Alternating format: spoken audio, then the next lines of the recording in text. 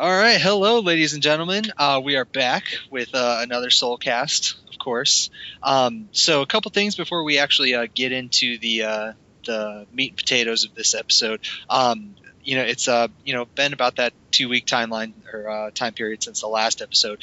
But this weekend, I'm actually going out of town for an event, and then I'm back home for a day before I leave on my legit vacation, where I will not be thinking about video games. So with that being said, don't be surprised if it's another 3 weeks or so before our next episode, because I probably won't try to hunt for the next guest until after I get back from my week and a half or so long vacation. So just want to get that out of the way, give everybody a heads up on what to expect.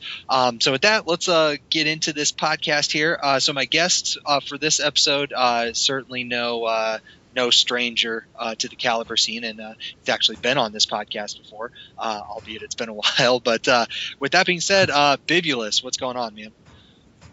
What's up, man? How's it been? Not too bad. So I don't think we need to really do any sort of intro stuff. I mean, people, if they've been paying attention to Caliber at all, they catch you a lot on the streams and whatnot. So luckily we can skip that little section. Cool. So with this episode, I'm actually pretty interested to see what happens, because for whatever reason, even though I haven't even hinted that Algol was going to be coming at any time soon, there's been some hateful words about this character. Fortunately, Really? Hates himself on the last podcast was talking about how he loved this character, thought he was super manly and all that good jazz. So we'll see how this goes out. See if anybody is super angry that we're doing an Algol podcast before X, Y, and Z character. So that's always gonna happen. Yeah, you can't avoid those kind of complaints. You just got to do your thing. Oh yeah, I just thought it's funny because like some of the comments I read, like people just don't seem to like this character, which is pretty weird. So I actually wanted to start first, because obviously you know more about Caliber than I do. This is a character that for me is new, only because last Caliber I played prior to this was 2, but I guess he was in 4 as well, correct? Yes, he was actually banned in 4. Yes, okay, that's actually because he was rather silly. He had like touch of death combos. It was kind of dumb. Gotcha. So obviously he's toned down from that because he's not banned. No, he still comes really close to touch of death. Got it. Just now you need meter.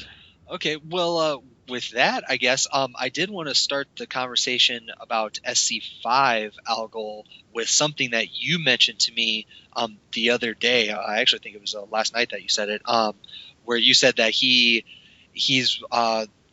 I think if I remember the phrasing correctly, you said he was the hardest character in the game to play, or something along those lines.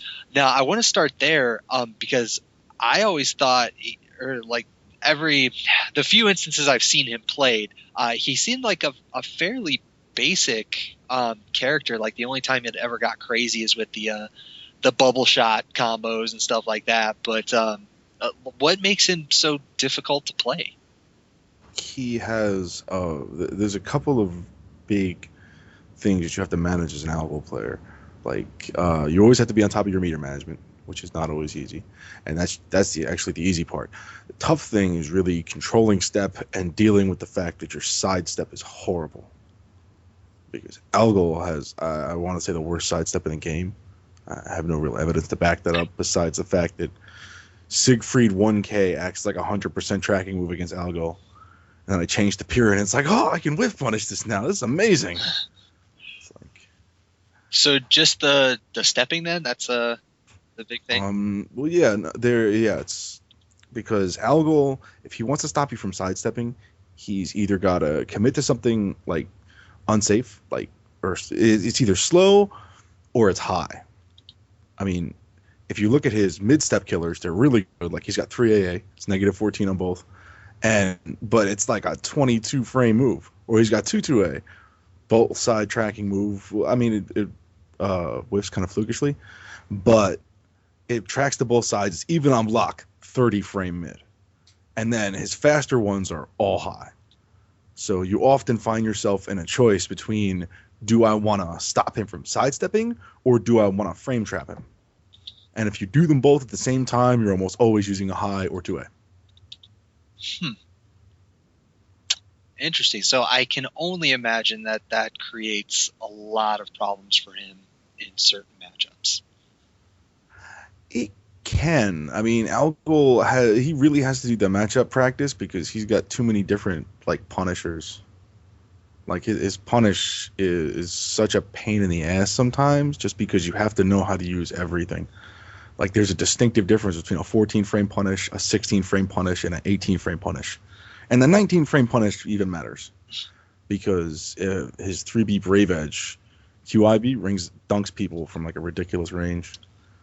And if you get a wall instead of an edge, you end up getting like 100 something damage. I don't know what the actual numbers are, but you get a whole ton of damage whenever you get full 3BB to end a combo by a wall. Interesting. Okay, well, since you kind of opened the door there to punishes, before I ask about that, I imagine that you have at least like a little outline or like some notes or something on what a good starting point for this character is. So I'm going to throw that at you first before I ask about the punishing, like where to begin with this character. To begin? Oh, you just want like the basics of the basics? Well, I mean, I have my my little list that we usually go through, and punishing is on there. But most of the time, all right, we'll follow form. Yeah. Well, I mean, it depends. Like, obviously, you're the Algol expert, so if you think there's like a different part of his game that would be better to start off with. As long as we cover everything, it's all good. Oh, okay. I mean, you have some kind of structure. I'm just going in whatever rant tangent my brain's action. Well, before I launched into that, I just wanted to make sure, like, we weren't skipping over something where maybe you're like, oh, well, you need to know this before we start talking this, that sort of thing. So. No. There's okay. Well, then let's talk the punishes then. Like in Caliber, I'm actually used to that kind of distinct, separate punishing hierarchy, I guess you can call it. Just because in Tekken, like you have your 10, your 11, your 12, your 14, 13, 15. There's a huge disparity between. So I know, but in Caliber, that's usually not like punishing is a big deal, obviously, but it's not one of those things where every character has 8 different punishes that you have to memorize. But it sounds like he's actually one of the characters that you do have to. Algol is one of them. So let's just start at the fastest and work our way down to the slowest. Yeah. Well, fastest is probably like standing kick or AA at 13 frames. That I mean, I don't always look into those, but if you know it, just take it. I mean, it's free damage. To hell with it. Unless it's like a situation where it's like end of round and it's like, I'm at plus 13. I could just do a mix up or frame trap with something nutty. Plus 13 actually makes Algol's frame traps like his scary moves frame trap. Like you could do 3A there, and it's like Taki can't beat that out. Can't do a damn thing. Okay, but you start out with that. That's 13 frame punishes. At 14, he can do 6 BBB, which doesn't combo, but it forces them to block the second hit. Like that's the thing where he goes high bubble, and it gives a slow bubble. So it puts you in a position where you can mix up from it. So it gives you a chip punish into a setup. And then at 16 frames, he gets 4BA. And 4BA is his like bread and butter punisher. It works on. It's actually even a good combo ender on a lot of characters. But hella unsafe, 16 frame move, and it gives you a combo opportunity after it. And I'm fond of finishing that with a QI A plus BB. Because most of the meter usages on that, you don't get the kind of damage you're looking for from Algol spending meter. Like the kind of damage you're looking for from Algol spending meter is like the 18 frame punish, which only exists because 6-6B Brave Edge hits like a truck. Very true. You do 6-6B Brave Edge, you do instant full crouch 8B Brave Edge, and a 4-4B, and you half-life somebody. Like, I think it's a little bit under half-life if there's no clean hit, but if you clean hit, it pops like 130-something. Nice. And that's for 1 bar. That's pretty beefy. Okay. And then, like I was saying before, the 19 frame punish matters when you start to account for the 3B Brave Edge QIB, because it breaks 100 damage for 25%, like one Brave Edge. Mhm. And in this game, that's fucking huge. And in other cases, it will just dunk people out of the ring. Like if there's no edge, if it's a ring out instead, you just get dunked out of the ring. That's a round. I mean, the free round punishes kind of necessary. Indeed. Okay, but yeah, that's about as high as it gets, unless you want to start talking about some dumb situations. Like you can punish with 4/4B on certain things. Like if you block a Piracy, you could just guard the last part of the Piracy because it's got the 3 hits. You just guard the third hit, and you get a 4/4B for free, which is like half life for a quarter bar. And by quarter bar, I mean you get half of a Brave Edge back. I think it might be a little bit less, but you get a significant amount of the one Brave Edge you spend back in the course of doing the combo.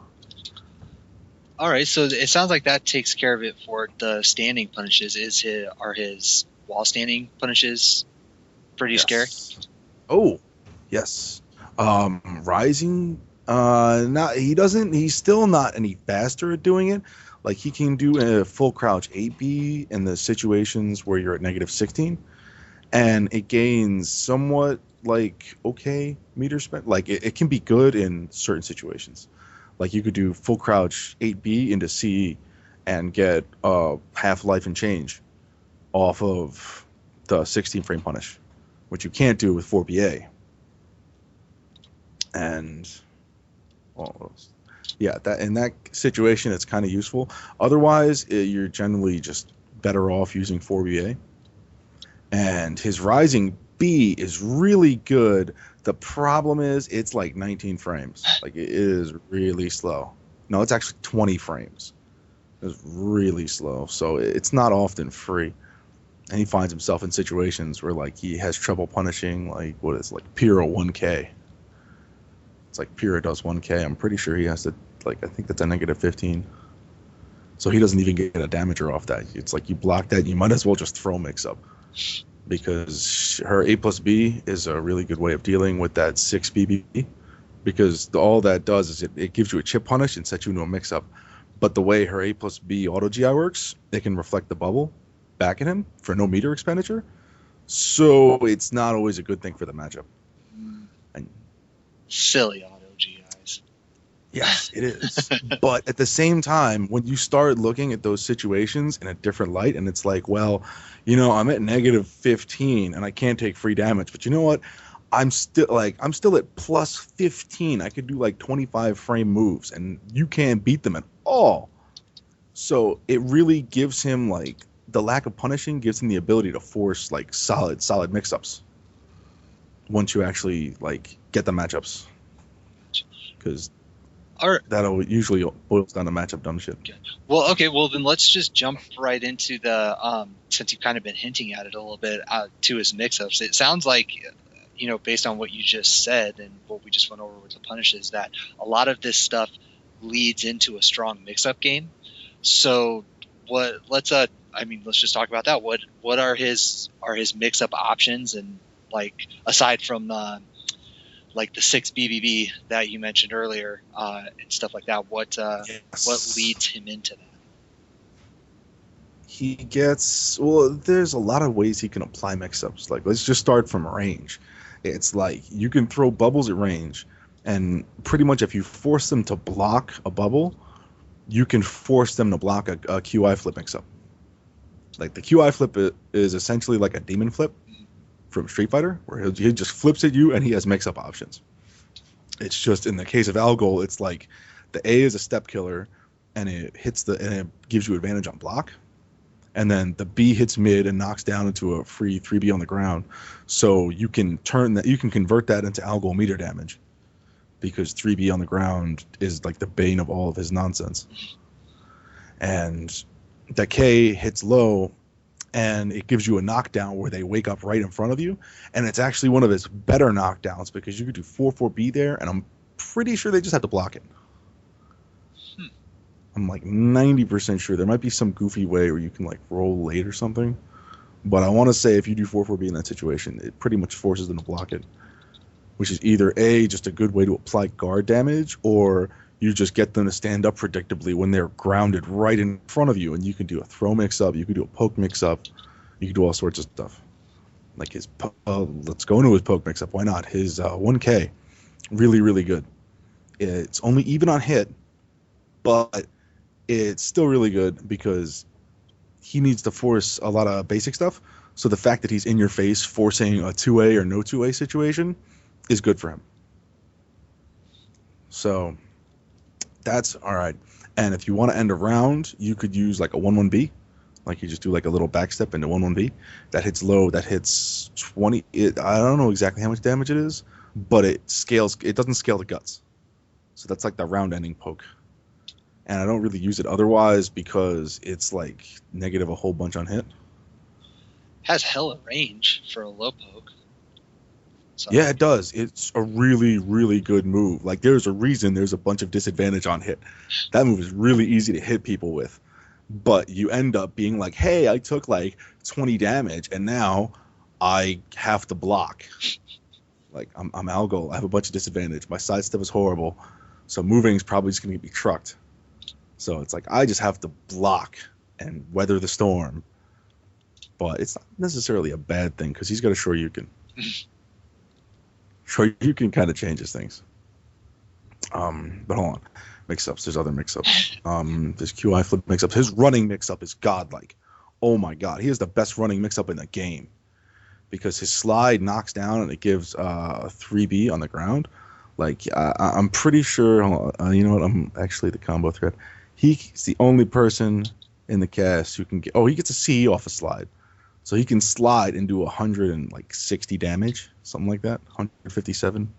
There we go. Does the CE do more damage than just his 3B Brave Edge juggle? I take it? In that situation, probably. Like, you always want to hit the CE after just one big hit. Like, as hard as you can get it. It's like, what do you want to hit CE after? It's like, you want to hit CE after, like, 6-6B or 1A or slide. Or it's always just one big hit. In general, if you hit them a couple of times, you become much better off spending just a bunch of Brave Edges. Like, and even then, in a lot of knockdowns, it's comparable damage. Like if you look at if you hit QIV, like the Demon Flip knockdown move, it's like if you could go into CE for 161, or you can go into a long ass combo for like an extra couple points of damage and the chance to get clean hits. Actually, no, the CE still has a chance to get clean hits, so I don't know. So when he's running, he doesn't actually do like a running thing. He's just like doing his little tilt. No, he just like stands there. He floats, but it is still it acts like a running mix-up without the running. Weird. Yeah. And what else is there? What other Algol mix-up points are there? I feel like I'm gonna forget something. His grab mix-ups are really good.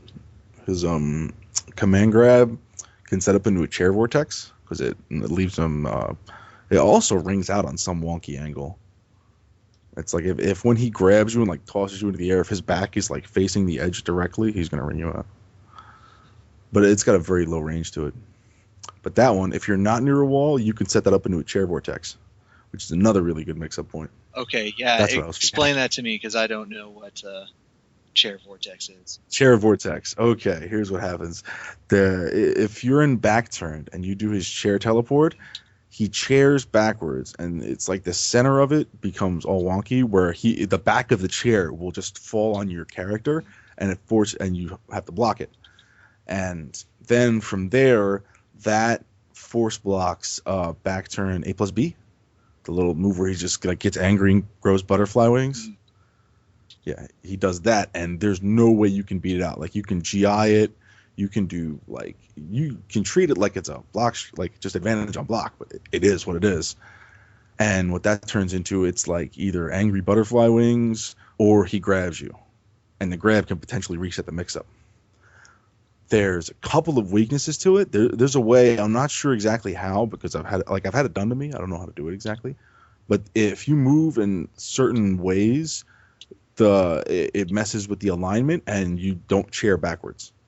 Like your chair behind the other guy, only they're not forced to block it. Algol's facing them. It's not like the back of the chair falls on you. Yeah, And then in some cases, if the timing's, it just won't work. yeah, I know. I've seen people do the chair, that weird chair angle, over and over and over again. Yeah. It's really annoying. But Well, it resets into itself beautifully.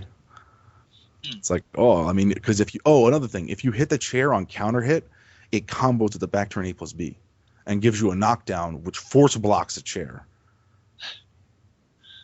Oh, one thing though, never ever, if you can ever help it, guard break someone with a chair, because all you get is back turn A+B. That's it.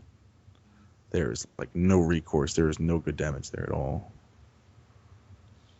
So like if you're before I forget it, the timing of it can be specific off certain setups. Like for example, the throw that I mentioned, you have to wait for them to get up, and then you chair. If you chair quickly, it won't chair backwards. Like there's some weird stipulations to it that I don't quite understand, but there's a method to the madness.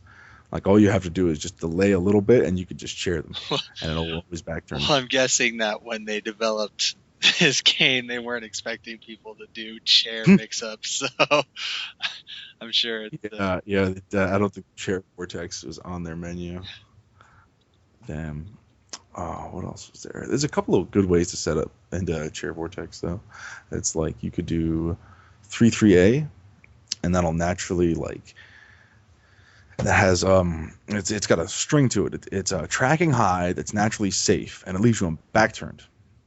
And you could do 3-3A, B, and kick, and the kick won't come out otherwise, but the B is horrifically unsafe. The thing is, it acts like, have you ever seen like players for like the sisters do like that B plus K, like peerage, B plus K and then stab. Where you do B plus K and then you don't stab, you do something else. Only with Algol, the something else is a chair vortex. So it's like you kind of have to stick your neck out there on an unsafe mix-up, but if you get them to respect it, it's instant chair vortex. It's like, oh, you blocked my safe step killer, time for a chair vortex. So there's a lot of goofy ways you can make this character work. And he's just got some pretty good, like, his Brave Edge pressure is ridiculous, even though I recommend no one ever uses it. Like his 6-6B Brave Edge is a really, really good move on block.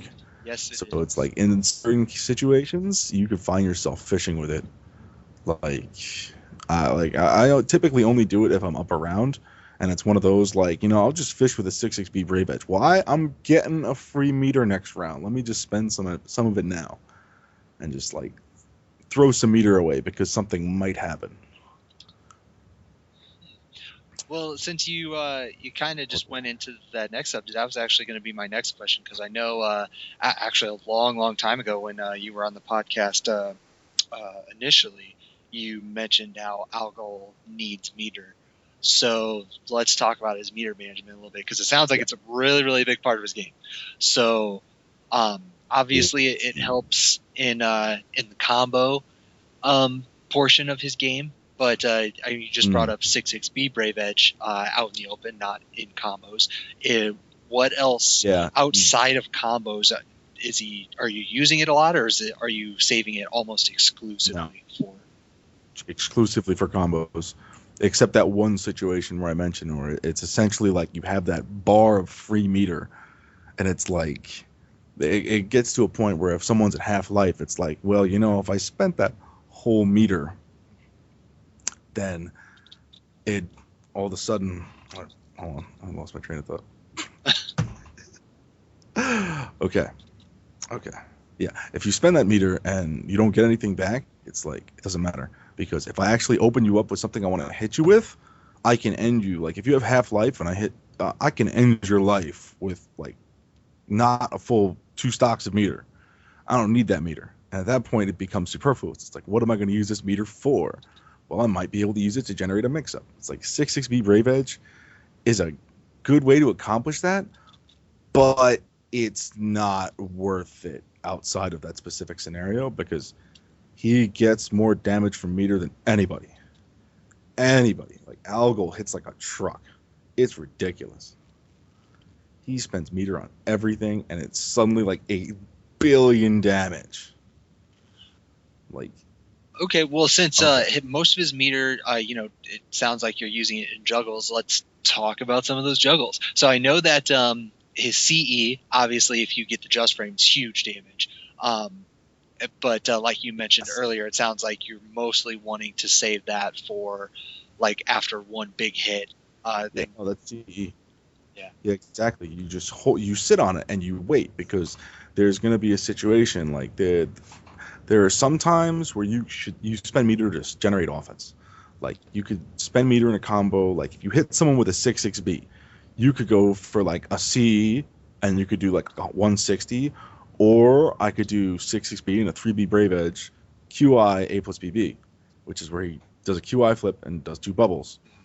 And that actually sets up perfectly for another flip mix-up. Like, the way that spaces, where like pretty much whenever you hit someone on the ground with a 3B Brave Edge, QI A plus BB, you will be at the perfect spacing to flip back at them and go mid-low. And both of those options beat side rolling. Like, it's an absolutely beautiful wake-up scenario. And outside of a couple of situations like that, I almost save my meter exclusively for kill shots. Like, it's just the best way to do it. I mean, you sit there and you're like, do I want to tack on extra damage here? No. Oh, actually, there are certain reasons where I don't. Like, anytime, typically, you could hit a full crouch AP Brave Edge, you kind of want to do it. Like, after most, like, combo starters, it's just too much of a damage gain to ignore for half a bar. It's like, if you hit someone with a 4-4B, it's like you end up doing, like, less than 90 damage. If you tack on that quarter of a meter, you clear half life without a clean hit. It's like, you can clean hit for like 140 something, I think. It's kind of silly. And that's just off half a bar. And then there's just, okay. Now, you mentioned the full crouch AP Brave Edge. Now, is when you're talking about that off of stuff like 4-4B, do you just mean like going straight into it, or are you doing something before that? Like, you're doing 4-4B and then straight in? The situation.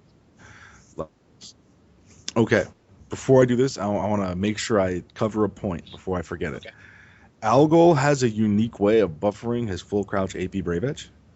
The way it is you just hold down during whatever move, and then you go right into 8B as it recovers, and it comes out as a full crouch AP. Like, most other characters can't buffer full crouch like that, so it's fairly unique. I would say so. And if you try and do the standard full crouch method, like, I was really good at doing that. I couldn't hit Algol combos that saved my life until I learned this trick, and then it's like, wow, this is really easy. It just works differently. But in some situations, yes. In some situations, no. It depends on the combo. Like, if you hit 4-4B, you want to do a 6-6A plus B first. And then you do full crouch AP Brave Edge in a 4-4B. Not your whole combo. You get more than half life. And then there are other situations where you have to do something before it. Like, if you hit a 1B on counter hit, then you're going to do a 2A plus B, which is the low bubble. And the low bubble will pop you off the ground. And then after you get popped off the ground, you do a full crouch AP Brave Edge. But with that specific combo, you need to make sure you delay it a little bit. One second. But yeah, you need to delay that a little bit, because if you hit that move a little too high, it gives them this wonky little float down that doesn't give you any more free damage, and usually leaves you committed to something kind of silly. Like, if you don't end with a 4-4B, you might be ending with a 1A. Because 1A actually does a better damage in a lot of situations. Especially, I think it's especially if they tech. Like, if they tech up, 1A gets better damage. Or some nonsense like that. Interesting. So, yeah, I don't... And then there's other, like, if you look at... Go ahead, sorry.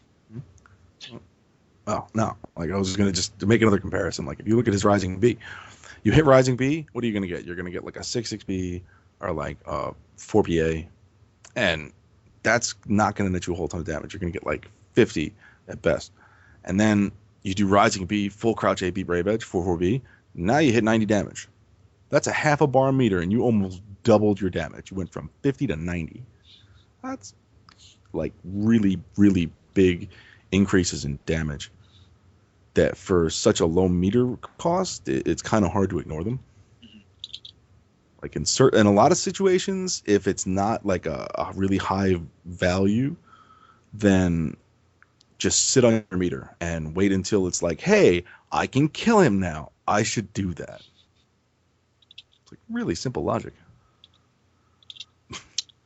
Okay, you were saying? Well, I was just going to ask real quick about his tech traps, because you mentioned earlier how a lot of juggles, especially if they end with the QI bubbles, that just kind of pops up into another, just do QI and there you go. It's you have your mix up.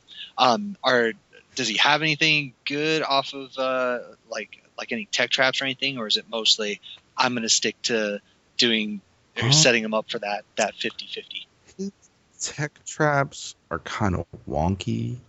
Like he's got moves, like he can technically tech trap off of like a 2-2A on any hit.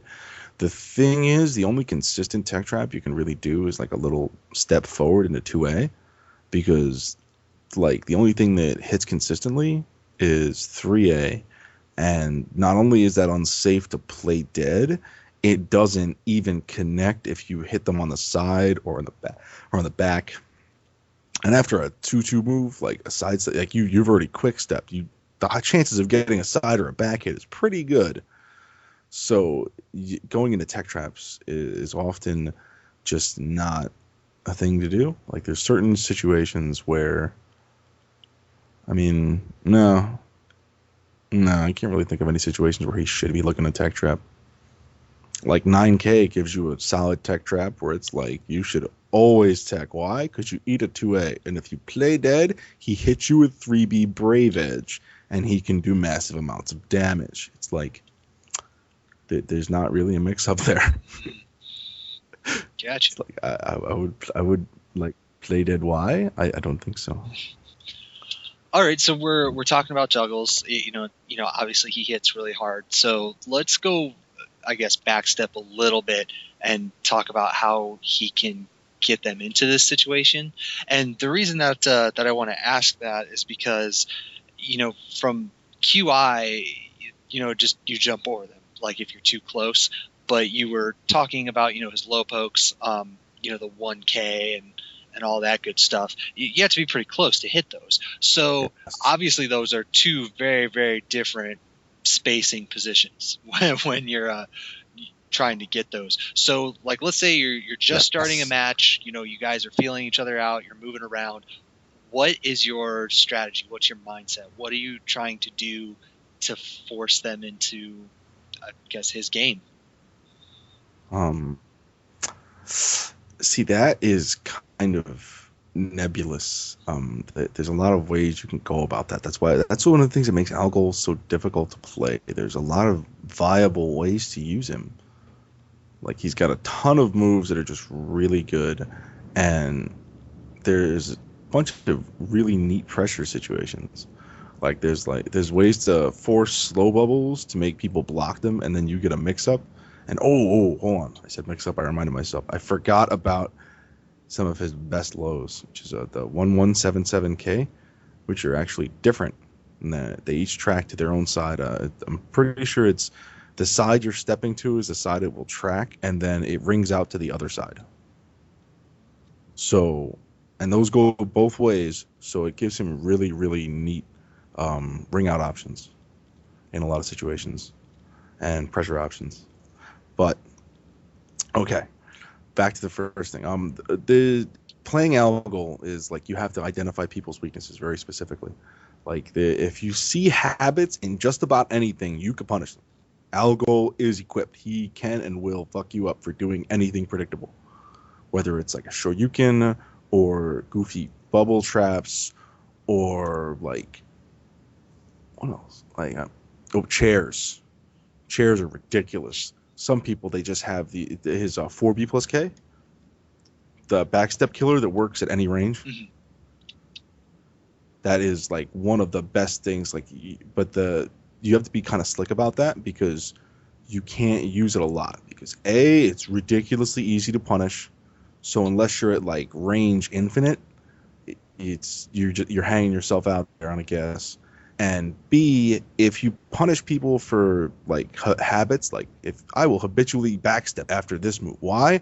None of the moves you have can hit me. It's like, well, Algol has this chair thing that has infinite range, and it's like you want to sit on that until you're gonna really hurt somebody because you can. Like, if you get it into a wall, you do chair and low bubble, 3B brave edge dunk, like the QIB, dunks him into the ground, and you get 3BB, and it ends up being half life or more than half life for one brave edge. And you can convert that into a lot more, but that's just kind of where the damage spikes. And it's not a big meter expenditure, so it's like just go for that, and then you just took half the round. How you can take the other half of the round? Not that hard at that rate. I mean, Interesting. So okay, you still have to be careful. Okay, so let's just go with that. Okay, how do you have to be careful? Do you mean like specifically with what you were talking about, or just in general? With everything, because like I was saying earlier, everything Algol has is like there's always some like glaring weakness to everything. It's like, oh wow, this move is really good on this, that, and that other criteria, and then you look at it and it's like, oh, it's really slow. So it's like you have to be mindful of poke buttons and not like you still have to respect them, but you don't want to get involved in a poke battle with most characters just because poke battles start to wane on movement, and the more movement becomes necessary, the more Algol falls behind. So it's like you want to poke to not poke. Or hold on, that's probably the worst way of explaining things I could have come up with. All right. Okay. Well, and to kind of begin, or the thing that kind of brought that whole question to mind was because you had mentioned stuff like 3K and whatnot, and even other stuff like 1-1 and 7-7K. They're kind of closer. They require you. Oh yes, CJ. What's that? Yeah. No, it's just Algol has a bunch of tools, like you were just talking about. It's like his 3K and his 1-1K. They push people away, and it lets him control space without having to move, which is really, really, really important because movement sucks. So it's like you want to be able to bully people with moves because like throwing out moves is almost always going to net you a better profit than trying to move and punish. Unless it's a backstep. Algol's backstep is very proficient, and his backstep reward is if you catch someone whiffing and you 4-4B them, that's one whiff, half life, one brave edge. What now? Like that's one of those points where you really bone yourself. Well, I wouldn't. I was just going to say that it seems like he's really proficient at that range 0 to 1, because you figure all of his just because his mix-ups are so heavy, and if he hits you with something like a 3B or whatever it may be, he's going to take a lot of life. And all. You actually don't want to fish with 3B. What's that? No, you actually don't want to fish with 3B. You want to use a 6-6B instead. It's a shoulder move. His 3B is like the only way you get damage out of his 3B is if you do 3B brave edge, and you have to do it like right off the bat. It's either 3B and then flip or 3BB, and 3BB does kind of pitiful damage. Gotcha. So it's like you want to hit them with the shoulder because the shoulder knocks them down and lets you get the 3B brave edge on a hit confirm. Because if you just throw out 3B brave edge, now you're back in the realm of using meter to get a mix-up. It's like, well, I think he's going to do this. If I run with it, then I might just piss away half a bar. And you know what? That half a bar might be the round later on. Gotcha. Okay, well, I'll modify my statement a little bit then. You're in range 0, and hunting for 6-6B Yeah. or something like that, and he hits you, he's going to get a lot of life. But a lot of his moves seem to leave you in that sort of shitty position, so to speak. And like his grabs, for instance, we just talked about those a little bit. Both of his grabs, just his regular A grab and B grab, both leave you right there at his feet in that crappy position. Where you're kind of forced to guess. Yes. And then you already went over his command grab, that sort of Yes. set up mind game. Yeah, all of his grabs give really good wake up. Yeah, and that's command grab sets up chair vortex. The regular grabs you can use 1K to force block everything. It's like they have to get up and block low to deal with 1K. Yeah, and you can escalate it if you want to push them around and use the 1177K. Especially if you grab them near the ring edge, then it's like if they try a side roll, you literally just kick them right back to where they were, and if they stand up and block low, you kick them out of the ring. So like his pressure for ring outs is kind of ridiculous. And he's also got one of the best ring out moves in the game. His level 1 CE is, I want to say, the best ring out move in the game. Well, it may not be the best ring out move in the game, but it is extremely unique in that it is the only move that on all hits will generate exactly the same situation you want. They could be rolling on the ground. They could be flying in the air. If you CE them, they will be standing right in front of you for a 4BA ring out. So, like, his ring outs are dumb. It's like nobody else in the game. I mean, not nobody else. I mean, Nightmare's got, Grimstride K-Brave Edge. Outside of that, nobody else is like, you're on the ground, you're out of the ring. Doesn't really happen. So the pressure this guy can get towards the edge is kind of ridiculous. So is it all kind of for BA hunting? Is that normally what you're looking for at the ring edge? Aside from you mentioned in poke back, okay. But yeah, I mean, just generally. No, you don't want to fish with 4BA. 4BA is exclusively a punish move. If you want to poke, you want to do something like standard pokes are all really good. He's got good standard BB, AA, all give a whole bunch of advantage, and they pretty much force you to frame trap 6XB, except his BB in some situations. Like depending on how fast they are, the 6XB won't win, and it won't tech crouch. Which is like the only problem with that move is that the tech crouch move happens early. So every situation where you crouch under an AA, if they hit BB at the same time, they beat you.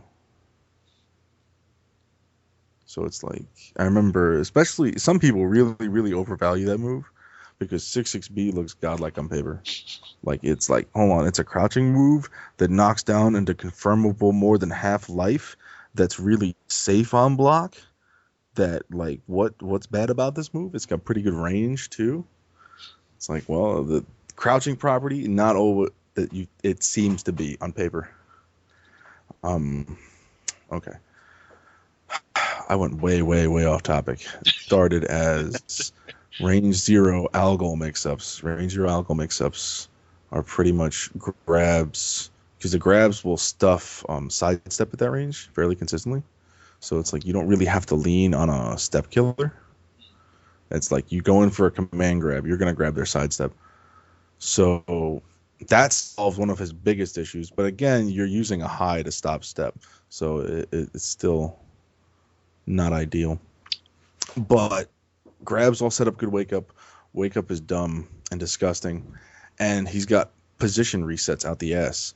Like I mentioned how to get people away from you, like with the 1-1K or the 3K. Both of the 1-1K is kind of unsafe, but if it hits people, it kicks them away. And the 3K is actually a lot slower than your standard 3K, but it pushes them away, like way away. So if they like try and like just, if they have, I'm going to block this next move and do 2A on the brain, they're totally going to whiff, and you can get a whiff punish. Point blank mix-ups. Yeah, you really only want to fish with the 6-6B and some basic pokes. Like Algol, I really feel like he does better sitting towards mid to long range and then getting a knockdown and going ham. Like that's kind of where you want to generate stuff because his mid-range pressure is kind of silly. Like the bubbles come into play. Like depending on the matchup, the up bubble is actually really good. Like it moves slow enough where like a character like Astaroth or Siegfried, they either have to do a crouching move from mid-range and maybe get hit by it, or run up and block. Because if they run up and push a button, they headbutt the bubble, and you can combo them with anything you want. Like 4-4B becomes free. If you just want to do like up bubble 4-4B and they get hit by it, they're done. Game over. Do dumb Algol damage. That's And so then crazy. like that, the up bubble shuts it. Yeah, it really is, man. And it gives you some really weird situations. Like there are some times where like I just make up some custom combos because there's just like errant bubbles floating around and it's like, hey, these two things are gonna like align and it like pops one up in the air and then the one that comes off the wall pops them up again and it's just like QIB and like dunk the hell out of somebody. It's like the greatest feeling ever. That is the one thing I do love about Algol. It's like sometimes you come up with those random ass situations that it's like I never planned on this, but I figured it out and just dunked the hell out of somebody. Wow, that's just fun. Indeed. All right, so bubbles. We got bubbles. What else we got? Yes, bubbles. That wasn't even like the heart of the. That was like the basic of the like that was the start of the bubbles. Like that was the up bubble stops people from running in. The low bubble stops them from moving to your left. I want to say it's got a weird single side tracking thing to it.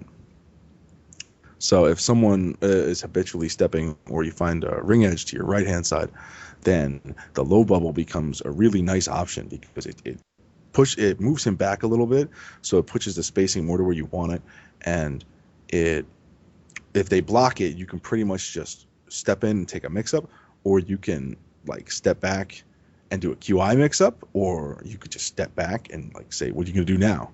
I'm Algol. Please whiff." All right. So outside of bubbles, what are some? Is that the basic, or is that what you're mostly going for at mid range, or are there? No, that you see, here's what again where Algo becomes really tricky to play because there are tons of viable ways to play him. Like you can play him and you throw a lot of bubbles, and if you're smart about how you use them, they'll be extremely effective. Or you could say like, I'm just going to use 6-6B in a lot of those situations, or I'm going to use other moves in those situations, and then those moves can be really effective. And there's a lot of times where you're just given the choice where it's like, well, how do I want to play Algol? Or even more to the point, how should Algol be playing in this matchup? Like, do I want to force the mid range or the close range, or I just want to grab, like, make it grab fest, or do I just want to get a knockdown and just do running mix ups all day? Because Algol can definitely do that. So let me throw the opinion question out to you then. How do you think he should be played? Do you think it's all completely up to personal preference, or do you think there's a better way than others? There is I think it has to be part personal preference, just because like there's a lot of viable answers. Like you can say, well, how am I going to stop step at mid range as Algol? And you're like, well, I can come up with like 3 or 4 different moves, and as a function of what move I'm using, I want to use other moves because I have to supplement a different weakness. It's like, oh, well, I want to use 2-2-A to stop people from stepping. Well, in a lot of situations, that's going to force people to block them. So you're going to have to like make sure you can really take control of even on block situations. And then you got to also consider the fact that you're using your step killer is a 30 frame move. So you have to use something to stuff out all the buttons that are going to beat you.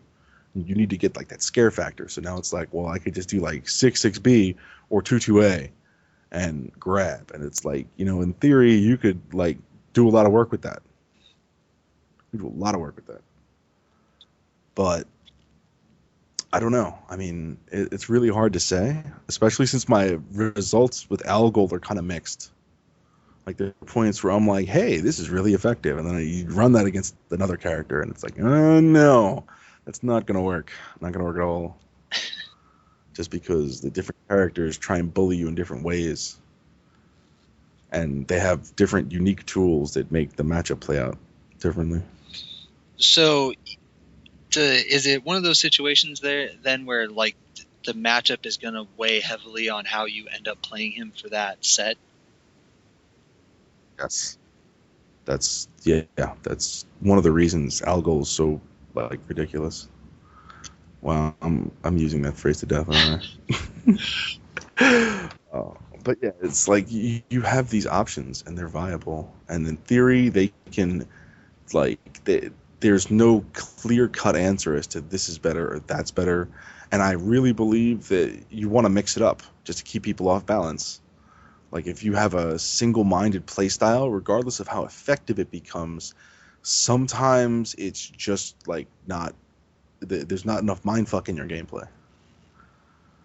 Like you want to, like, what was a good example of that? LP versus Zeph at EC. I remember watching that match and thinking LP is just not being creative enough.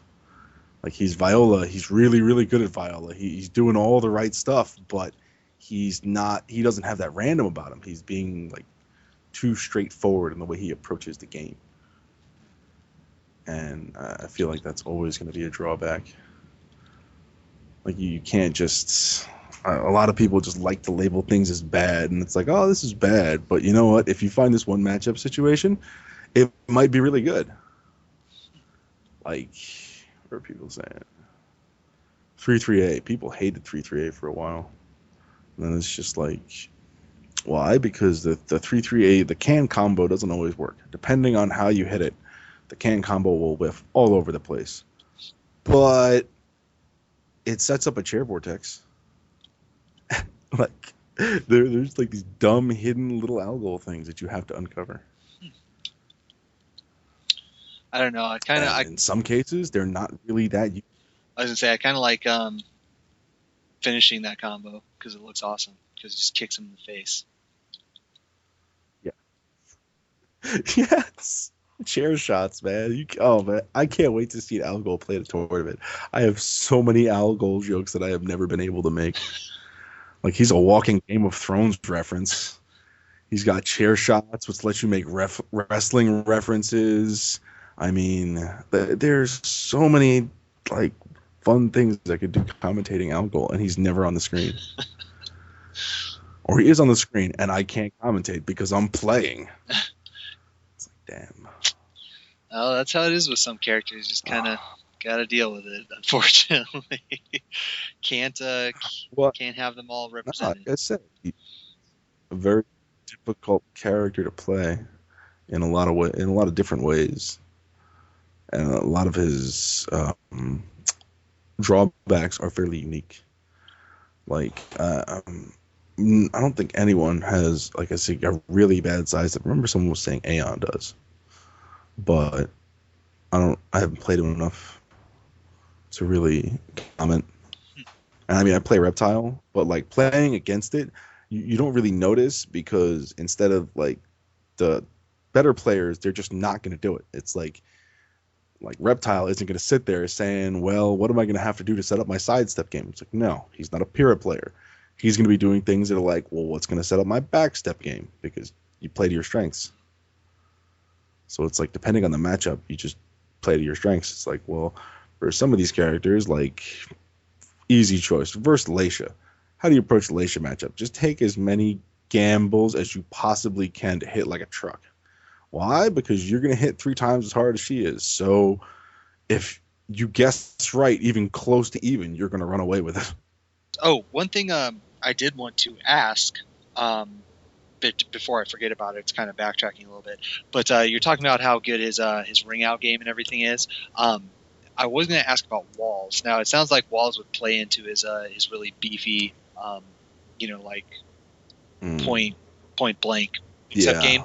But like if he were to actually hit wall stun or anything like that, a lot of his juggles, it sounds like, are kind of beefy out in the open because he can do the QI flip over. He does not have nasty wall combos. Okay, that's what I was going to ask. Does he get decent damage, or is it just he doesn't get anything good against the wall, But if you have someone close to the wall or ring edge, he gets that 3BB combo ender I was mentioning, which is it's got another like spike point where it's like it's similar to hitting the full crouch AP Brave Edge, where if you can hit that as a combo ender, you're doing significantly more damage than anything else for relative to like the situation. So let's take just a really basic example. Let's say that you hit 6-6B and cause the wall splat. Do you just go straight into 3BB? Yeah, I definitely would. At that point, it's like there's no real potential for a ton of extra damage, and by doing 3BB in that situation, I set them up for really good wake ups. Like that sets them up where they have to like wake up with their back against the edge, right against like where my 1K will like stop everything they can do except block low, which is like pretty ideal, I think. That's kind of sad though that you can't get like crazy awesome juggles at the wall. You kind of can, but the thing is that there are some inconsistencies that come up when you start doing wall stuff with Algol. Like when you do his like one of the essential parts to his combos is the 3B Brave Edge and the QI A plus B Brave Edge. And that's where he does 3B and then does the double bubbles and chairs down. Now, if you're by a wall or an edge, your character is going to be like really close to it when he appears with the chair, sometimes he will just chair backwards for no discernible reason, and you lose all combo damage.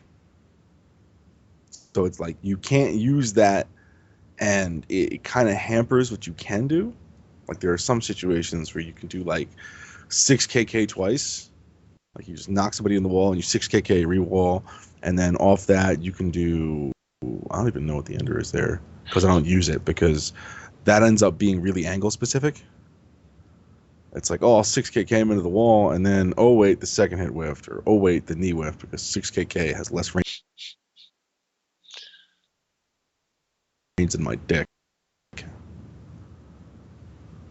It's really pathetic. Like, there is a reason it's a 16-frame Punisher that I didn't even mention as a 16-frame Punisher, because, like, the realm of application for 6KK is almost non-existent. It's like, if you block a 2K and you're stuffed in a corner, bam, that's your Punisher. But otherwise, no, you're just going to whiff and eat a lot of free damage.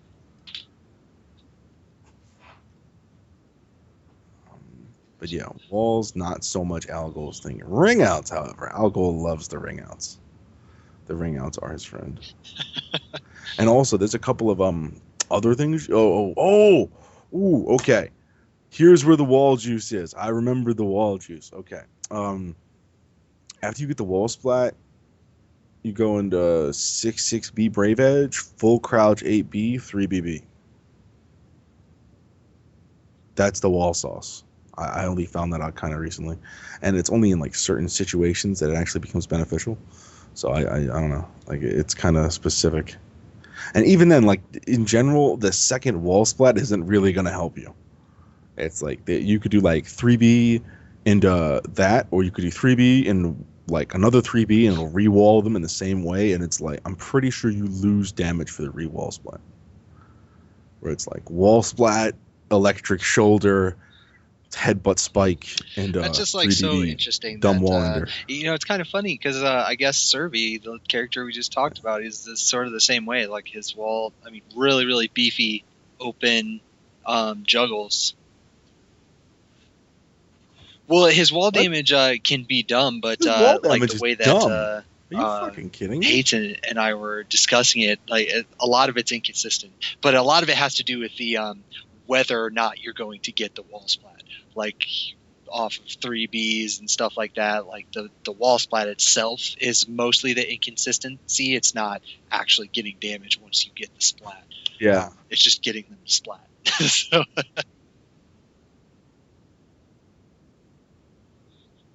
I wouldn't even want the wall splat as Servi. As Servi, I want you to I want to 3B you when you're like half an inch away from the wall.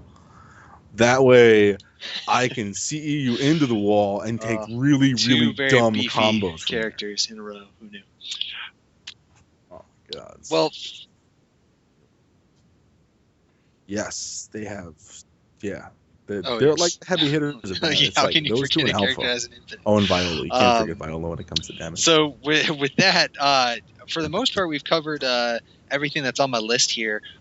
So I did want to ask just kind of a generalized question. We've covered some of his weaknesses. It's mostly from the way that you've described it. It's kind of like his weaknesses are situational weaknesses. It's not really where you can say, oh, this part of his game is bad. It's more like, oh, well, this move, in order to get around it, you have to do X. Now. Oh, his stepping. Yeah, I'm sorry. You did mention his stepping. Well, his stepping game is really bad. Aside from his really bad stepping game, do you think that it's a huge disadvantage to have that kind of weakness where it's more of a individual move weakness? Because it sounds like if you were playing against somebody, they would have to know more about your character than you would theirs to to like really take advantage of that that issue, I guess you could say. I mean, how do you see that? Like when you're going through your move list and you're trying to play a match, and you're like, okay, this move's really good against this character. I need to do this and this and this, but there's also these little weaknesses for each move that I'm doing. Like, how do you see that as a big disadvantage? Do you oftentimes run into players who are just like, oh, I know how to get around all of your bullshit, you should just stop?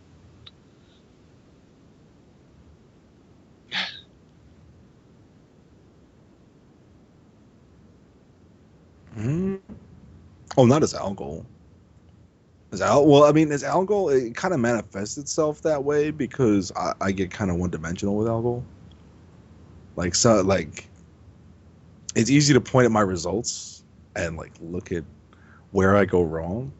So, I mean, no, he's not a character with answers like that. He's a character with just like a lot of good moves that are situationally good. Like you can pick almost every move on Algol's move list and say, hey, you look at this one situation or this like series of situations, this move is really, okay, really so I guess good. maybe I just misinterpreted but like normal throw out in the middle of nowhere like moves, the way that his don't even moves think go. about it. So his moves, really bad idea. It's not one of those things where, because the way that you described it, I thought of it as like all of his moves are good, except if your opponent does this one particular thing for whatever move you happen to be talking about at that time, and then they can get around it doing that. So, but for the most part, it sounds like all of his moves are really, really solid, unless they happen to know that one situation to get away from it. But that almost sounds like they would. Gotcha.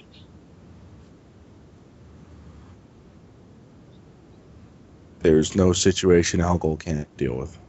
I have yet to see any situation where Algol's like, nah, I just. So can't it sounds deal like with it's that. real. Like he fights would be like the worst matchups. I don't want to say like top tier, but it sounds like he'd be up there pretty well because no character can just steamroll him, in a sense.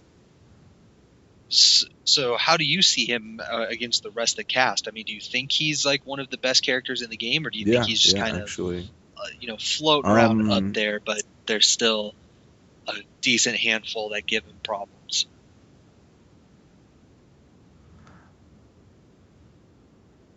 No.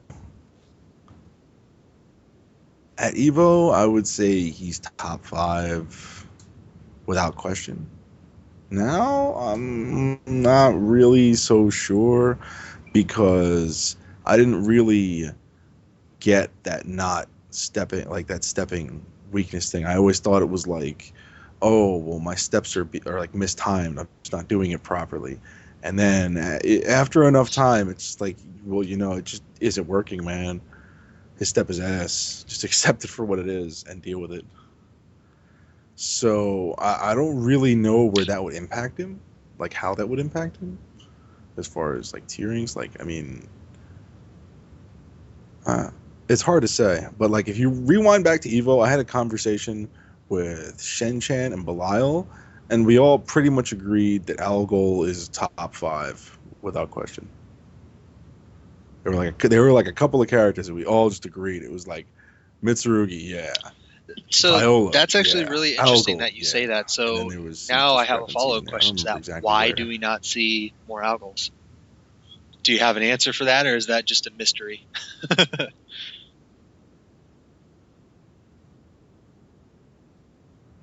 He's the hardest character to use. No, he's the hardest character to use. I believe so, at least. I mean, there's just too many. He doesn't have those like big sweeping options where it's like, all right, do this into that, and that stops 90% of everything, and you have this little 10% to deal with. It's like, no, no, no. I have this stuff that stops 10%, and now I have to fucking solve this goofy ass problem. Interesting. Well, it can be. It can feel like that a lot of times. That's all I got for this character, at least like the character specific stuff. It sounded like you kind of had a little notepad or something there. Is there anything else on there that we didn't touch on that you wanted to bring up?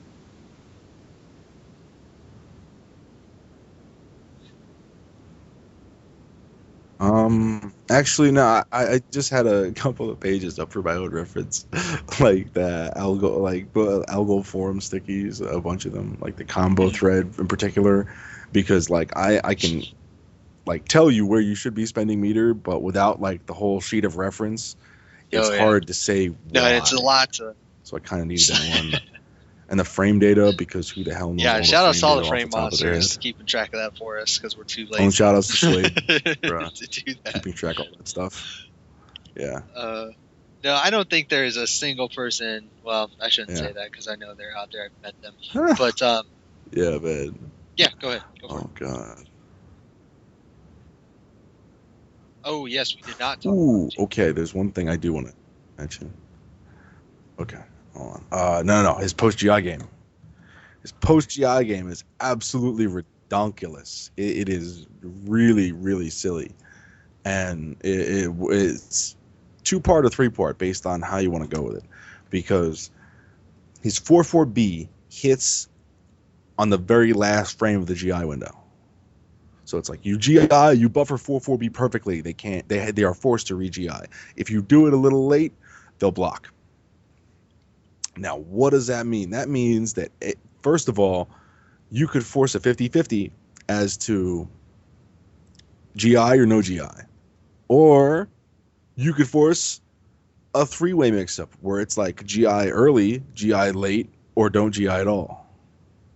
When you could do the first part with a 3B Brave Edge, and that is kind of questionable because it's throwing out meter. Like you could use that or a 6-6B if you wanted to be more safe. But the 3B Brave Edge is mostly just as a kill shot, because I'm sure I mentioned this a couple of times. 3B Brave Edge QIB has ridiculous ring out range, and if you end up shy of the ring out range, you can either CE to pick them up off the ground and try again, or you could just 3BB and take like dumb amounts of damage. Like even like GI into, like, if you think of the 3B Brave Edge QIB and a 3BB, that's the same kind of damage someone would get, like other characters are getting, for spending 2 Brave Edges. So it even like makes the GI worth its weight in meter. But that's not always ideal, especially if you don't have the situations, which is where you could use 6-6B, which you can hit confirm into damage, but doesn't quite pack that same kind of punch. But it forces that 3-way mix. Oh, and the slow option, you use 4K hold, and probably never seen that move because otherwise it's fairly useless. But you kick someone in the face, they go into a spin stun, and you get the 1B for free. And since they're stunned, it gives a counter hit crumple, and it gives you this long ass combo. And it's pretty much the same combo you get off I have 1B to ask Ben, 1B since counter we're hit. talking about GI, just a hit in front of it. You mentioned that you're mostly saving your meter exclusively for juggles. So do you find yourself GIing very often, or is it one of just...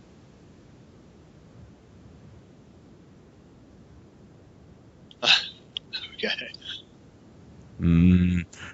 I only really GI when there is a possibility of death. Like, I will GI into a GI mix-up that can kill someone. If the mix-up reward generally doesn't include they die, I tend to not go for it as Algol. Because it's just so easy to find in leaders situations So, where they do die. I guess since we're on the topic, why wouldn't you just wait? Defensive measures, just guarding.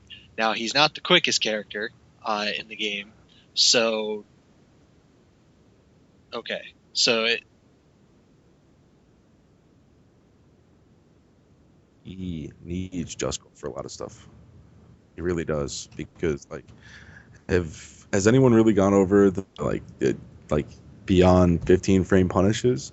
Because you end up leaving a ton of stuff safe at 15 frame. Like, once you start talking about 16 frame punishes, so it's you end up needing just guard to get that extra oomph to be able to land. I was just gonna say, like, when you say the hits you need, because do you mean like when someone's trying to pressure you, or like what? How do you mean need?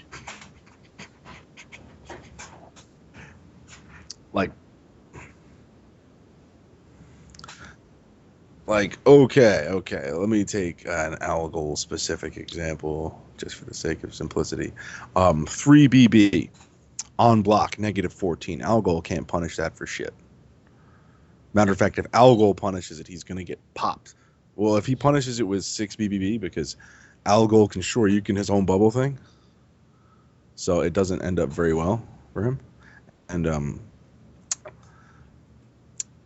if you just guard the second hit, now it's -27, and you could do like 3B Brave Edge into 100 damage for 1 Brave Edge if you have the right situation. And it's like, there's a wall in the distance. Hey, well, that's metric fuck ton of damage I should be taking. I mean, you can't get that without just guard. It just doesn't exist. So it's like, there are a lot of points where you should, and especially just guard becomes more important because you lack the speed tools. Like, just guard is a huge part of Algol's game because A, his sidestep is bad, and B, a lot of his moves just aren't that fast. So people are gonna love throwing out really fast pokes in your face. So there's a lot of situations where it's like, well, I'm at like -6. I don't want to sidestep because it's ass, and I'm too close to backstep. I'm gonna throw out a just guard here, so that if I do, like, if they throw out something pokey, I might be able to go ham. Which in Algol's case means like I just guard and I see you're doing like BB and I Shoryuken it, because he can do that. Not to say that I do it, but it is still a viable option. Oh, I did want to ask real quick, just because for some reason I completely lost my train of thought. Son of a bitch. I guess when you say Shoryuken, you're not talking about QI, right? You're talking about something completely different.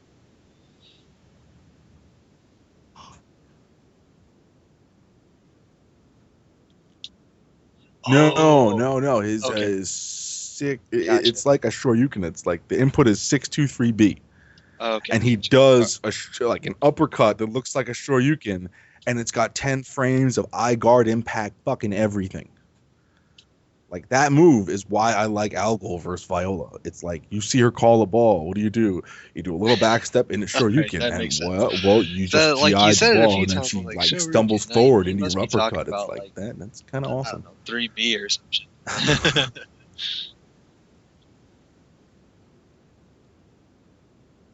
Yeah, it literally plays. No, it plays like a Shoryuken because it's got frames 4 to 10 are straight up GIs, high, mid, low, like you name it. If it's a hitbox, it will GI it. No, absolutely, I and agree. It's like -20 something on block. So it, for all intents and purposes, it is a Shoryuken. It's like, did they push a button? Okay, cool. Sorry, yes, not to break the train of thought. Did they block? Yes, I got so right.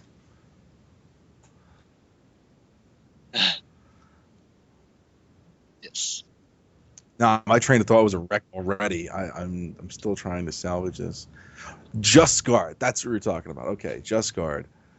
Yeah, just guard becomes an important part of his game because he can't sidestep, and his moves are often slow. So there's a lot of points where, and the just guard even helps because if you just guard like a 2A, it's like, well, I'm not getting any free damage. What you did get is a whole bunch of advantage where now his slow moves actually frame trap.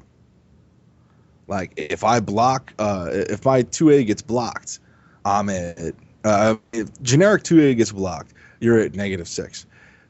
Just guarded, I mean, -6. If I do 3A in that situation, which is like my fastest mid-step killer that isn't a 2A, that's 22 frames. I can't frame trap with that. I just can't. Doesn't work. Now, if I just guarded that 2A, my 3A will stop everything they have that doesn't guard impacted. Why? Because that extra couple of frames matters. And it really does matter with Algol because he relies on so many like 20-some frame moves. It's like, that extra like 5 or 6 added frames of advantage you got for like just guarding, standing kick, or 2A, that matters. So yeah, just guard becomes really important, and it makes people like the standard ways people deal with just guards in situations like that. It's like your standard train of thought is my fast buttons don't work. You can do 3 things. A, you can hit the shins and you can go low because just guard doesn't stop mix-ups. Same works for throws. Throws are another way. You could just run up in somebody's grill, start grab fest. Grab, start just guards. That's how I personally prefer to deal with it. And then there's delay your moves. And all of those are things you want. Like, you just need to discourage the fast buttons. Once you discourage the really fast buttons, Algol really opens up, and it's like, hey, this character has a ton of good moves, and there's not a lot stopping me from doing them. But you have to still disarm your opponents of like a lot of fast pokey stuff. And then suddenly it's like, suddenly the character will open obviously, up, just guarding is really important. Start to get it. It's a huge defensive but it's tough. Tool, not just for him, but for everybody. So I guess it's not too surprising that it's an important part of his game. So anything else there on your list? Good. Yes. While I'm mashing buttons.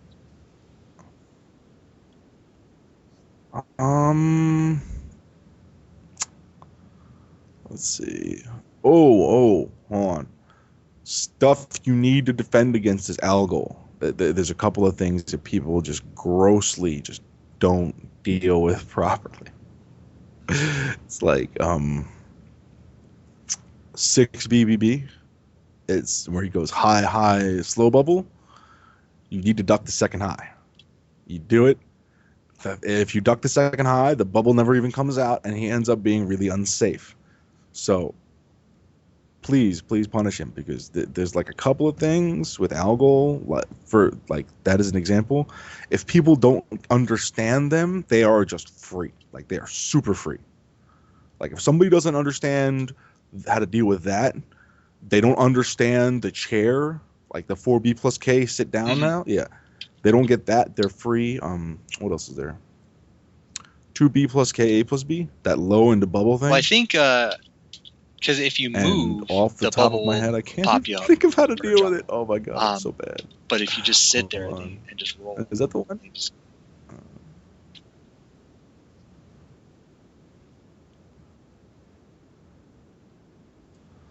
What, with the low? No, I think there's something to it. Like, damn it, I wonder if Partisan's in chat. Partisan would know in like half a heartbeat.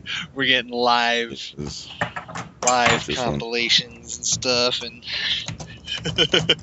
we have resources. We are not afraid to use them. Oh yeah, we have. The SoulCast has escalated to crowdsourcing.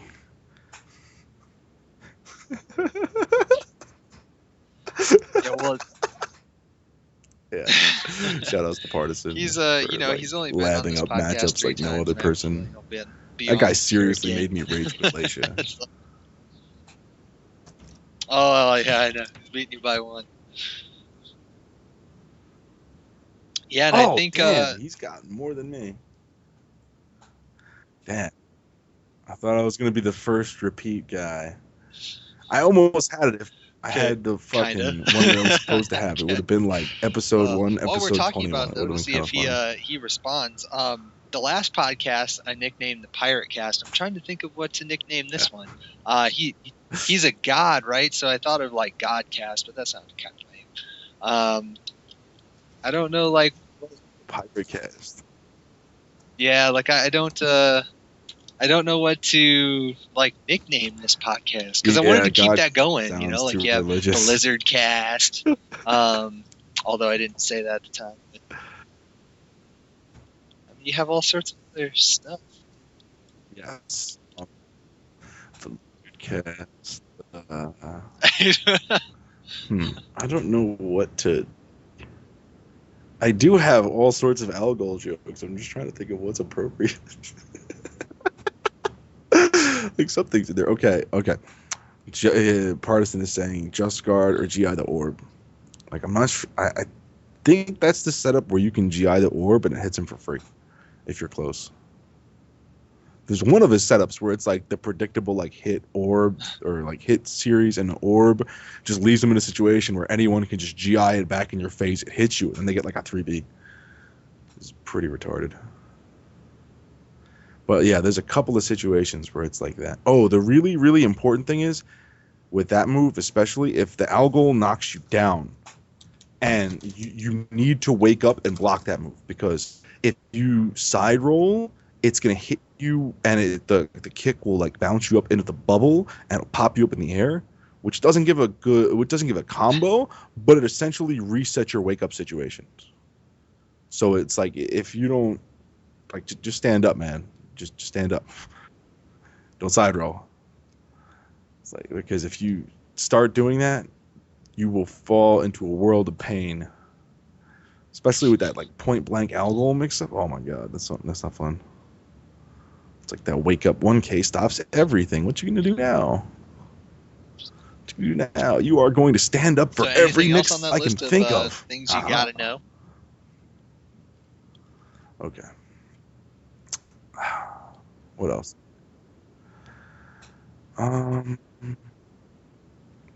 Things you gotta know with Algol. What else? There's so many dumb things with this character, though. Like, because he really has a good thing for everything. Like, he seems like he's got no good tech crouch moves, and then you find full crouch 3B, and you're like, wow, this thing tech crouches for days. I mean, it doesn't set up into huge damage, but it's like it tech crouches forever, which is really important for dealing with a lot of things. It's like there's a lot of strings where it's like, I don't want to wait for you to finish your high before I push a button. I just want to push a button. Why? So I don't get hit in the face. Very Not too much. No, bad, I don't bad think you mentioned it. outcome. The orbital heal. Did I talk about 9K at all? 9K is really good. 9K, it's kind of another bottleneck for defense.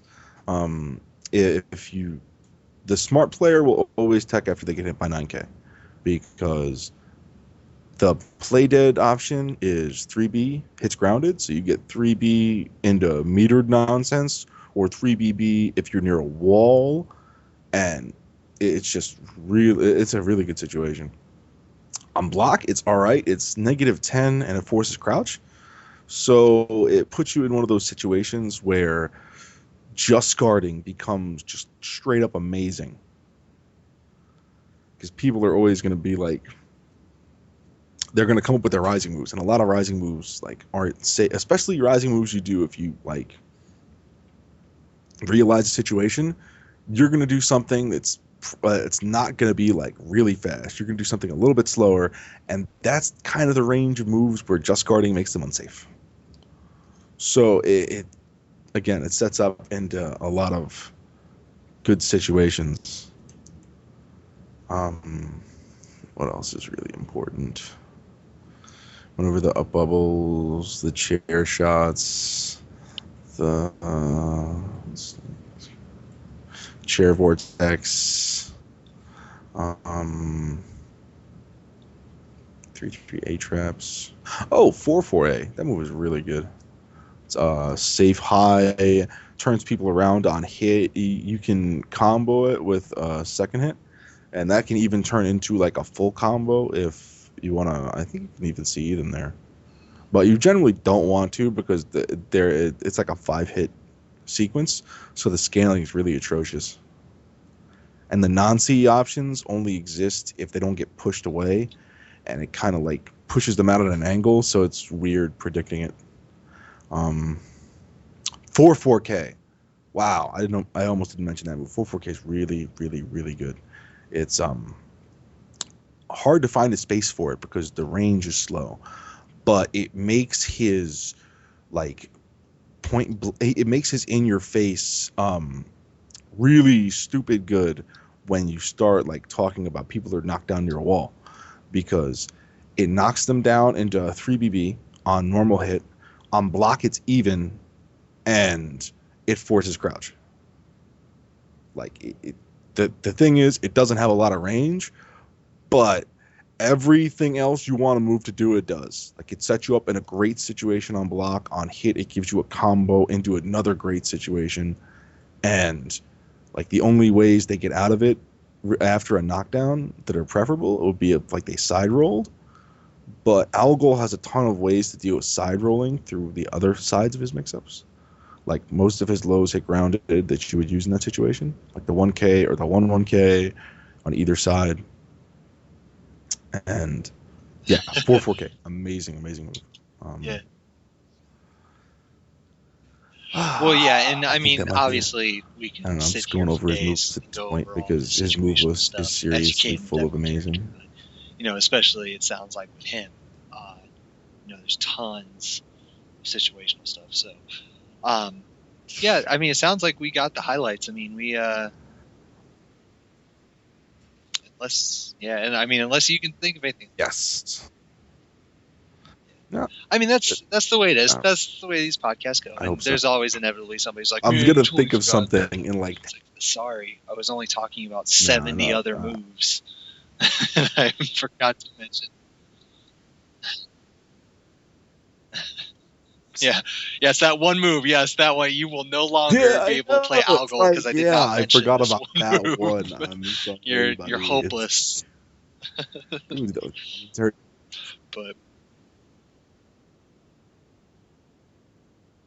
yeah, man, it's like the end of the world. Like, some people were like that. Like, God forbid someone's from like the home region of someone where I don't know the region they're from. Oh my God. You get like hate, like Twitter hate over that. It's like, oh man, why are you calling this guy random? He's like from this area. He practices with all these people I can only I've never imagine heard that of you before. have It's like, oh, unique. Thank you. Now I know for next time. Unique but, hater pool since you got to deal with all the like, the stream monsters going on and whatnot. So. Oh, I wouldn't. I would never. Yeah. Oh no, you don't pay attention to stream monsters. Oh my God. Well, if you ever do comment, worst thing you can do is look at the chat. No. No. Oh my God. That'll be atrocious. No, I was just gonna say that is all I have for Algol. Like, getting into your head. We can kind of go into the Okay, conclusionary stuff for the podcast, unless you had anything you wanted to add about him. I mean, it sounds like he's he's just one of those characters where he can be insanely good, but you have to put the time in. You know, like, you have to learn.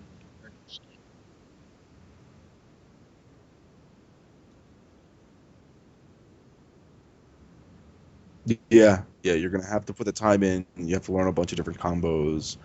There's a couple of things that are kind of execution heavy, like that 6/6 B Brave Edge into full crouch AB I was mentioning does whopping amounts of damage. That's really hard to do. Really specific, especially against smaller characters. It's tough. Like, not so much in juggles, but when you hit it standing, you have to be really on point. Otherwise, you just spent 2 meters. Well, hey, that's what practice is for. It's no. You might even eat a combo because you whiffed a full crouch Alpha P players. Ask them how. Yeah, man. He is a robot. So true. Yo, yeah. Fucking woes, that guy. He's a robot. My God, he is actually. He's not a complete robot. He blisters horribly, apparently. Like when he won Apex, he had this giant blister on his thumb. He was like, "Oh, it was so painful." It's like it's funny too, because like the night before we had an Edge Master tournament for like no apparent reason. We had an Edge Master tournament. He's sitting there like because we're streaming on the Xbox. He's like, I only want to play on PS3. Why? I only have a pen on PS3. It's like, dude, this giant blister on your thumb. It's an Edge Master tournament for $5. Use a stick. You use stick to fuck around all the time, man. Well, You know what I his mean? the fruits of his labor are Dude is paying off, dedicated. so it's shown So something. But speaking of tournaments, though, when now obviously you were at Apex, are you? I can only imagine. Oh yeah. You can plan on continuing to travel around to tournaments. Are you aside from Evo? Are you planning on going to anything outside of East Coast stuff? And that's of course, obviously Caliber's no lock.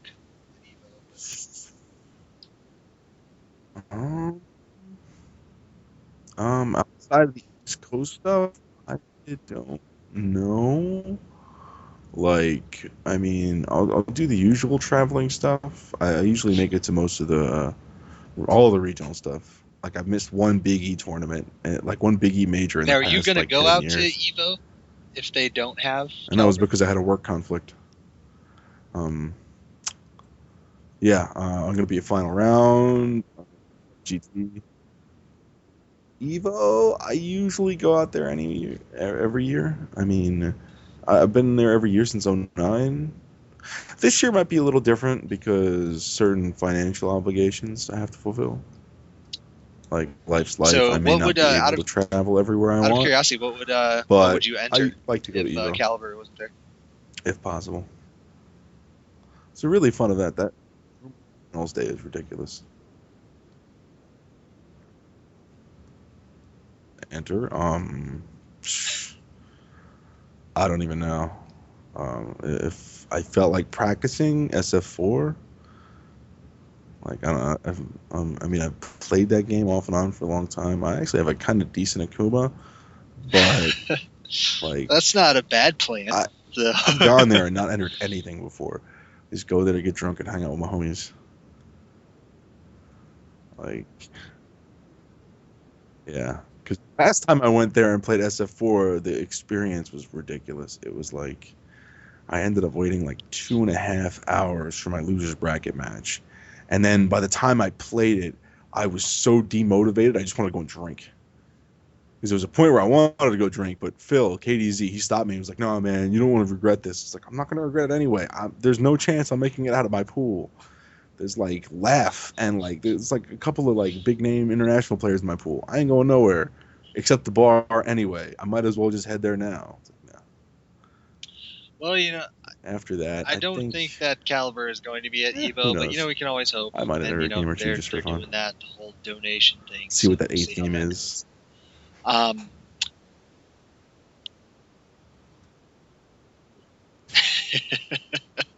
doesn't that is it? Yeah, I most can hope Filthy Rich donates like 50 G's from Namco. And so we pray.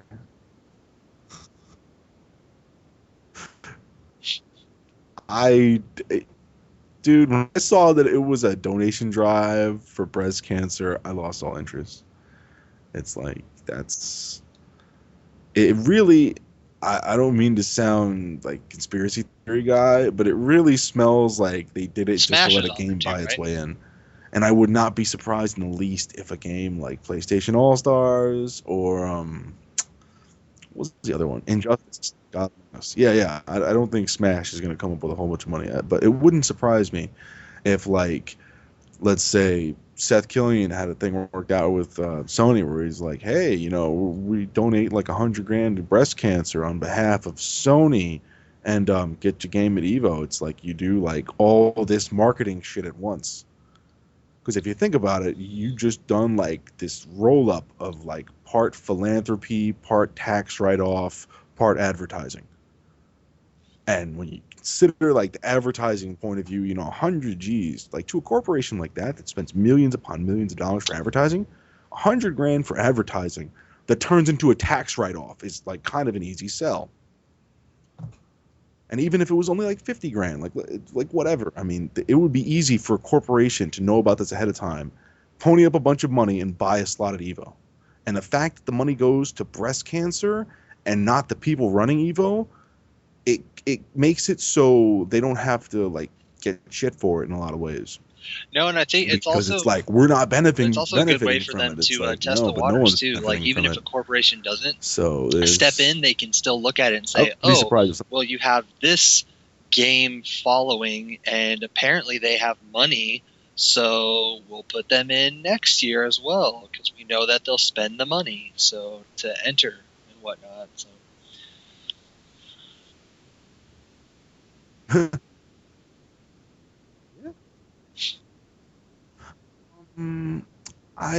You see, that's the thing. I don't think Evo is about drawing people to it anymore.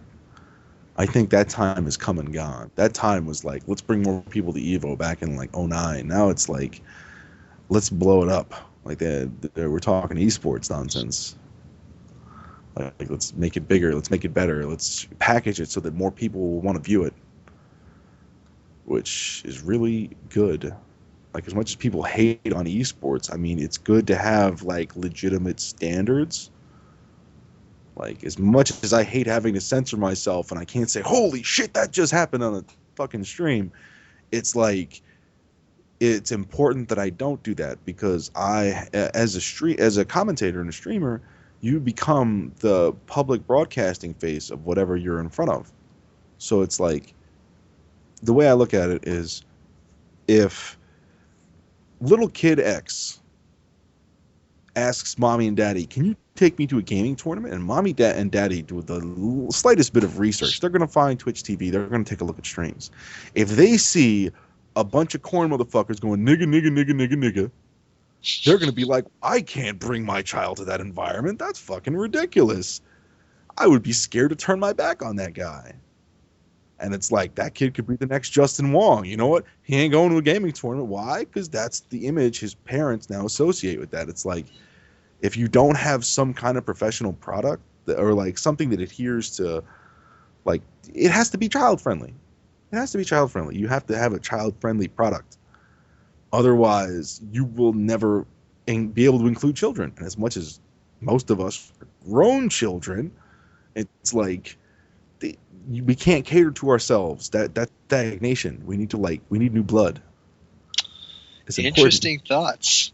So with that, that actually kind of sounds like a good segue into my haterade segment of the podcast, where I make you throw salt on something and tell us what makes you mad, what riles you up, and then just in case you forgot, it does not have to be gaming related. If you think of something else that you just want to rail on, you're more than welcome to do so. But with that little speech, I have to just move into that segment and make you rant on something.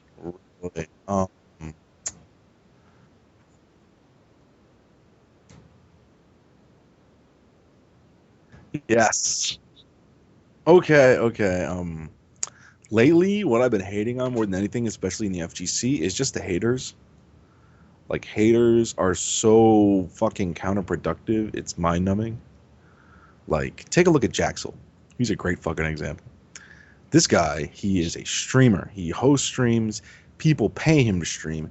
And yet, he is one of the most negative people I've ever met. Like, he always harps on, like, the shitty points of everything. And it's like, you're doing yourself a severe disservice as a streamer by doing this. And this extends to a large part of like haters in general. Like how many people have you like met that are like, oh, you play game X? That shit is trash. You should play game Y. It's better because of X, Y, and Z, or like random bullshit that you don't even care about. And it's like, all that means, like, if I would have been inclined to play that game to begin with, I might not be anymore, because now I'm like, do I want to play that game and deal with assholes like this? Not really. And it also makes you want to throw shit back. And it's like we're starting shit fights with ourselves when we should just be like, hey, That's not my game, but cool. Thanks for showing up. Like, you don't have to like make people feel like shit for doing what they want to do. I mean, that's what we're all doing. Who cares if you like SF4 or you like Melty That's Blood actually or the fucking My Little Ponies game really that we're good gonna have to deal point, with eventually. because I mean, like Marvel, it's and I've gonna said this happen. many times, I fucking hate Marvel. I hate that game. We should like with encourage passion. I think it's so dumb. Yada yada yada. But game is hype. Game is super fun to watch. Like you watch Chris G and all those other guys, like so fun. But I hate playing it. I hate touching that game. I want nothing to do with it. Yes, it is. But watching it is really fun. I know.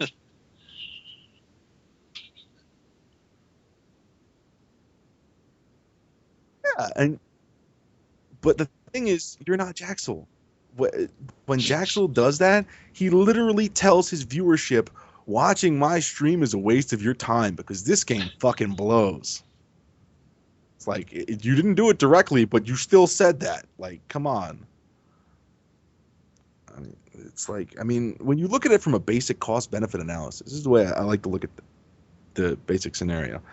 It's like, when you look at being positive versus being negative, provided you do a good job on both sides. Because a lot of people are like, I do a good job. I don't have to give a fuck. Why? Because I do a good job. It's like, no. If you did a good job and you acted like you had a fuck, this is what would happen. The positive guy, his worst case scenario is everything goes normal. That's the worst that happens. Why? You did a good job and you weren't an asshole. Best case scenario, people help you with things and you get random bonuses. Like unquantifiable things that may or may not show up. They may not, but you literally lose nothing. The downside is non-existent because you did a good job. Now, take a look at the opposite side. If you have a negative attitude, but you do a good job, now your best case scenario is everything went well. And your worst case scenario actually feels like a worst case scenario. Like, there's no incentive to be negative. I just don't see it. I don't know. Just like breaks the logic centers of my brain. It's like the MLG packet from Roll. It's just like, what? No, that's not a good idea. Hey, is that Why would it? you do that? You got more stuff? Why would you do that? I don't get it.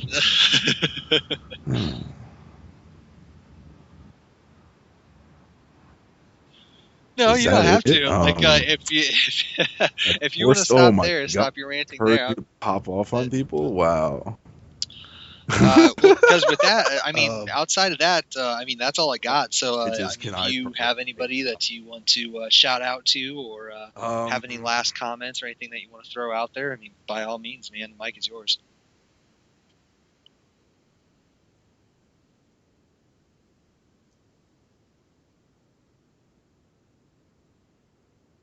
Oh, okay.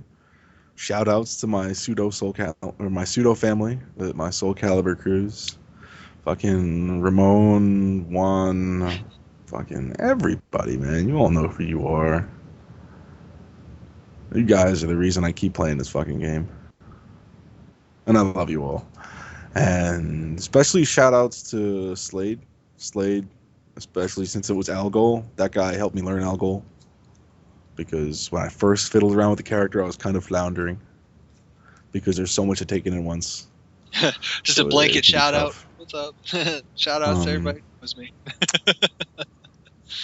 Yeah, that's probably about it. Yeah. Yeah, it's like shout out. I mean, the thing is, I want to avoid the calling names on all my Soul Calibur homies because I know I'm going to forget somebody and they're going to be like horrifically offended. So I figure I'll just do the big blanket statement because like I don't know, I'll leave somebody out. It'll be like I'll just like forget Zero Effect and I'll be like, oh, it's just because I play late shit, I don't win. It's like, no, Zach, I love you. Well, I mean, it's like there would be some nonsense like that would populate itself. Shout out to the Pop Monsters. Shout out to the Pop Monsters. Yeah, that's pretty much it. Oh, and shout out to everybody that shows up to events. Yes. Sure. Yeah, that's it. Oh, dude, Pop Monsters are the lifeblood of the community. That's another fucking series of fucking haters we could deal without. The people that fucking hate on pop monsters. Why would you ever hate on people for being pop monsters?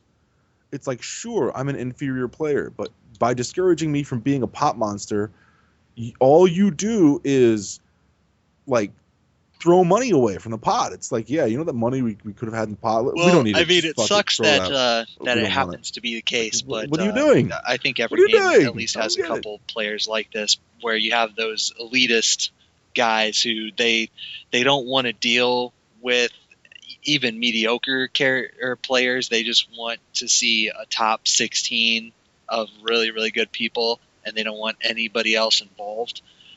So as a result, I don't know what the theory is, like if they think they can accomplish that through corporate sponsorships or what the hell. But yeah, no, I agree. Like I like pop monsters. I think they're, like you said. Yeah, I don't know. It's just the I way it don't. is. There's very logical. Well, with that's all I got, man. So thanks Oh everybody wow, for this is listening great. again. You know, this is another one, lengthy episode. So hopefully it'll hold you over until the next one. But with that being said, that is all I got. So you know, again, I'll start looking for our next guest once I get back from vacation. So keep throwing names out and all that good jazz. We'll, you know, I made a promise. We'll get to everybody. So don't worry. We'll get your character done at some point if we haven't already. So that is it. That's all I got. So thanks again for listening, and we will catch you guys next time. Later.